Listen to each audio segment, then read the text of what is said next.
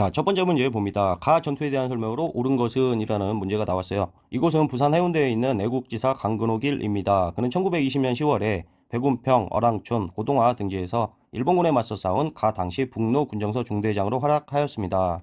가는 청산리 대첩이 되는데요. 그리고 1920년대 국외 독립운동 중에서 봉오동 전투하고 청산리 대첩이 있죠. 근데 그 두 가지를 엄밀하고 디테일하게 그렇게 구별을 해라라는 문제는 한등검에서는 나오지 않습니다. 다만 이제 백운평, 어랑촌, 고동화 이런 걸 봤을 때 청산리 대첩이라는 건 알아야 되겠죠. 이전에도 한번 했었는데 청산리 대첩하게 되면 청산에서 맑은 물에 사는 고등어. 고등어는 얼마냐? 1,100원이다. 그래서 이렇게 좀 기억을 해 두시면 편할 것 같아요. 고동화, 어랑촌, 천보산, 백운평, 전투 등 10여 차례의 전투를 말하고 있는 게 청산리 대첩입니다. 그래서 고등어 1,100원 이렇게 암기를 해 두시면 좋을 것 같습니다. 그래서 청산리 대첩에 관한 설명을 골라주면 되죠. 말씀드렸듯 청산리하고 봉오동을 그렇게 엄밀하게 구별해라 라는 문제는 나오지 않기 때문에 속어법으로도 잘 풀어낼 수 있습니다. 1번을 한번 읽어봐요.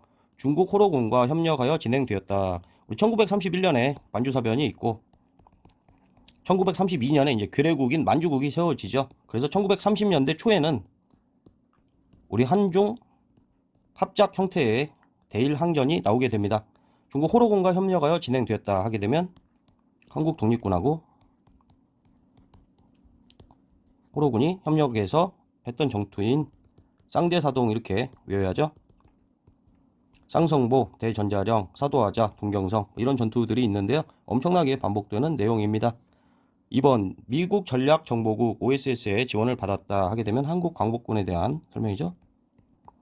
3번 대한민국 임시정부 수립에 영향을 주었다. 그럼 3.1운동에 대한 설명이 될 테고요.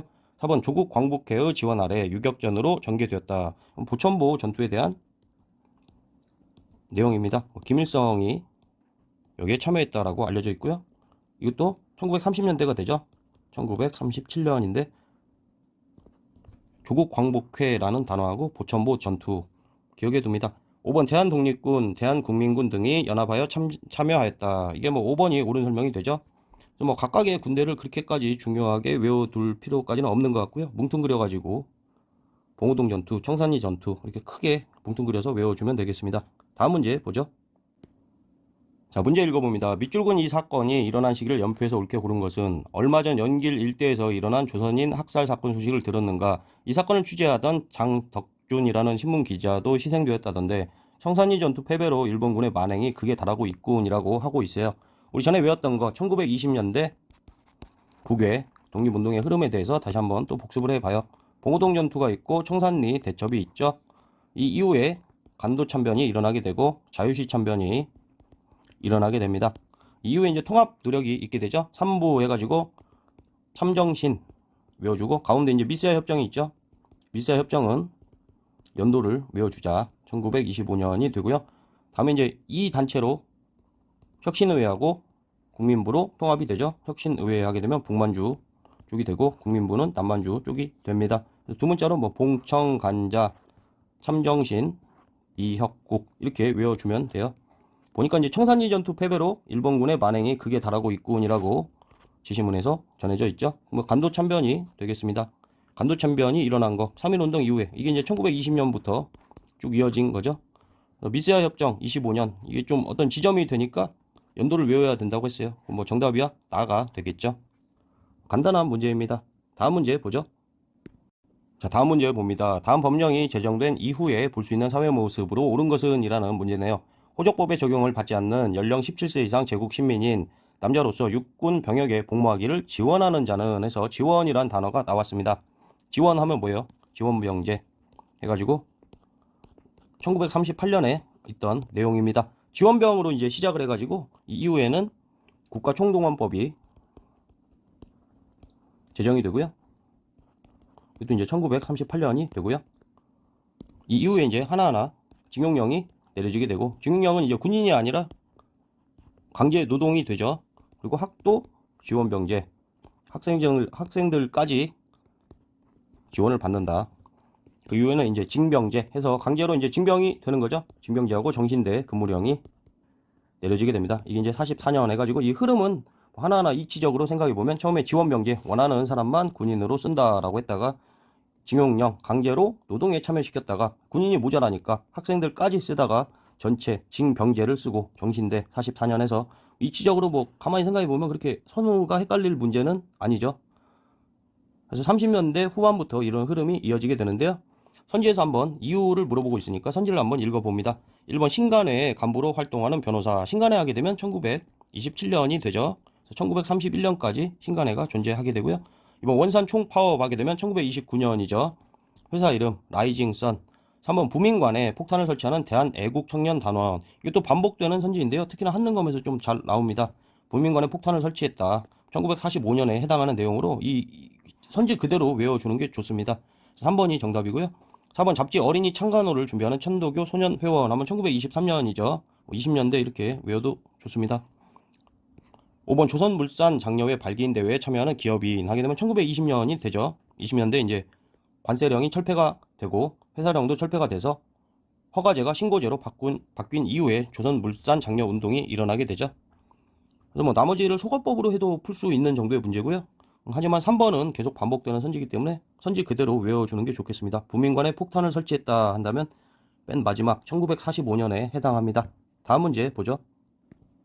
자, 문제 읽어봅니다. 가 독립군 부대에 대한 설명으로 옳은 것은 이곳은 국립현충원 애국지사 묘역에 있는 양세봉의 묘입니다. 그의 묘는 북한 애국 열사릉에도 있어 그가 남북 모두로부터 추앙받는 인물임을 알 수 있습니다. 그는 남만주 일대에 조직된 땡땡땡의 총사령으로 중국 의용군과 함께 항일투쟁을 전개하였습니다. 30년대에 대한 설명이죠. 우리 그 봉은청 간자 참정신 미혁국에서 미사협정 이후에 혁신의회하고 뭐가 생겨요?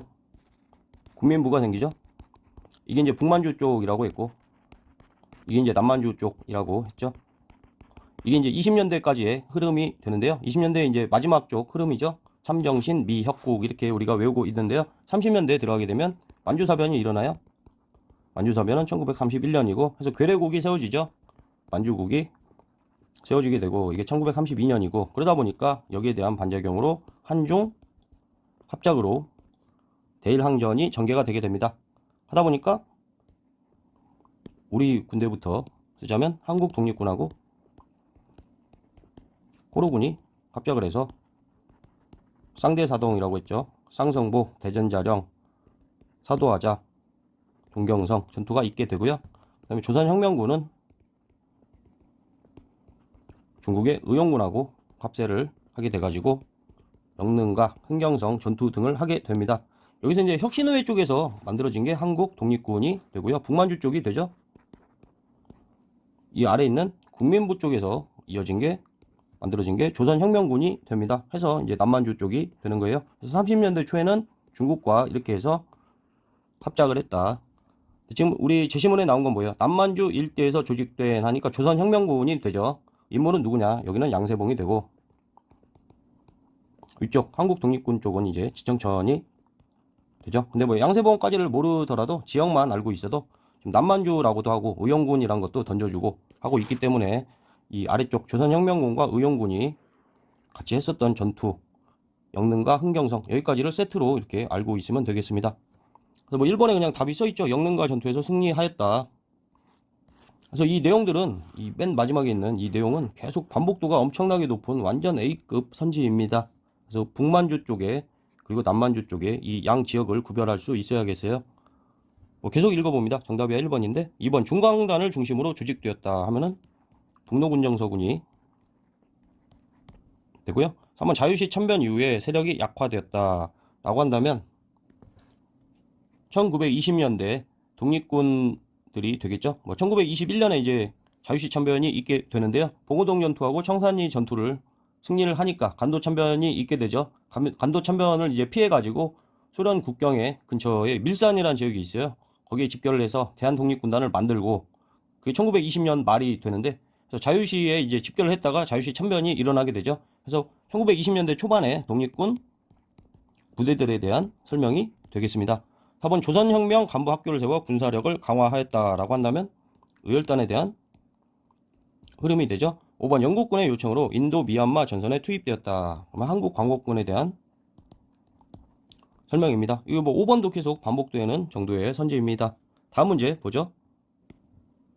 자, 마지막 문제 봅니다. 다음 두 의거를 일으킨 단체에 대한 설명으로 옳은 것은 오늘 아침 신병 관병식을 마치고 궁성으로 돌아가던 일왕의 행렬이 궁성 부근 앵전문 앞에 이르렀을 때 군정 가운데 한인이 튀어나와 행렬을 향해 수류탄을 투척하였다. 이봉창에 대한 설명이고요. 밑에 보니까 일왕의 생일인 천장절 기념식장에 폭탄을 투척하여 다수의 일본 군부 및 정계 요인에게 부상을 입혔던 한인 윤 지사는 누구예요? 윤봉길에 대한 설명이죠. 여기서 지금 뭐 일왕의 생일인 천장절이라고 했는데 전승 축하 겸 천장절 겸 전승 축하에 대한 행사였습니다. 한번 간단하게 정리를 해봐요. 김구가 한일 애국단을 조직을 하죠. 그건 이제 1931년이 되고요. 이 이후에 이제 이봉창하고 윤봉길 의사의 의거가 있게 되는데요. 이봉창이 이제 도쿄에서 국왕을 폭살하려고 했는데 이제 실패를 하게 되죠. 중국 언론들이 이제 아깝다라는 식으로 표현을 했어요. 불행하게도 명중하지 못했다라고 했는데 이를 구실로 이제 상하이 사변이 일어납니다. 그래서 상하이 사변은 이제 32년이 되는데요. 이 전승을 축하하면서 국왕의 생일인 천장절 기념식도 같이 했다. 거기에 폭탄을 던진 게 누구냐? 윤봉길이 되죠. 이 사건 이후에 이제 김구는 수배가 되고 상하이를 떠나게 되죠. 상하이에서 이제 계속 이동을 하게 됩니다. 이게 이제 30년 초에 김구의 흐름이 되겠습니다. 김구죠. 그래서 이 단체 하면은 뭐 한인 애국단이 될 테고요. 선지를 한번 읽어봅니다. 1번 중일전쟁 발발 이후에 창설되었다. 중일전쟁은 1937년이죠. 이전에 해당합니다. 2번 김구의 주도로 상하이에서 조직되었다 하면 뭐 옳은 설명이고요.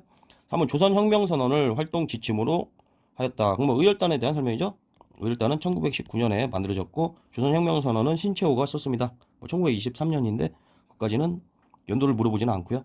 4번 김익상, 김상옥 등이 단원으로 활동하였다. 그럼 뭐 역시 의열단에 대한 설명이죠. 1920년대 초반에 의열단의 개별적 활동이 되겠습니다. 5번 일제가구면에 백오인 사건으로 해체되었다라고 한다면 신민회에 대한 설명이죠. 1907년.